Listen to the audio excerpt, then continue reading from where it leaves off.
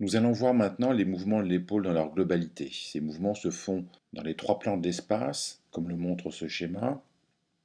Ils associent des mouvements de l'articulation scapulo-humérale et des mouvements de la scapula par rapport au thorax. Les mouvements de l'articulation scapulo-humérale sont aidés par la bourse séreuse sous-acromio-deltoïdienne, comme nous l'avons vu. Il s'agit de mouvements d'abduction, d'adduction, d'antépulsion, de rétropulsion et de rotation. L'ensemble de ces mouvements combinés va aboutir à un mouvement de circumduction de l'articulation scapulo-humérale. Les mouvements de la scapula par rapport au thorax sont des mouvements, nous l'avons vu, d'élévation, d'abaissement, d'antépulsion, de rétropulsion et de rotation. Il y a notamment des mouvements de sonnette qui vont participer à un mouvement fondamental de l'épaule, celui de l'abduction que nous allons voir sur ces schémas.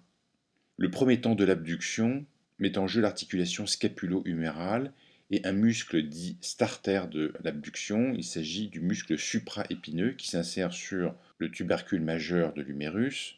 La mise en action du muscle supraépineux va entraîner le départ de l'abduction et un mouvement de 10 degrés. Puis c'est le muscle deltoïde qui se met en marche et qui va permettre la poursuite du mouvement jusqu'à 90 degrés. Le mouvement est alors bloqué par le tubercule majeur qui bute sur l'acromion. C'est alors qu'intervient le mouvement de sonnette de l'omoplate qui va permettre d'accentuer le mouvement jusqu'à 150 degrés. Enfin, il existe une participation du rachis qui, en s'inclinant latéralement, nous permet de produire une abduction jusqu'à 180 degrés.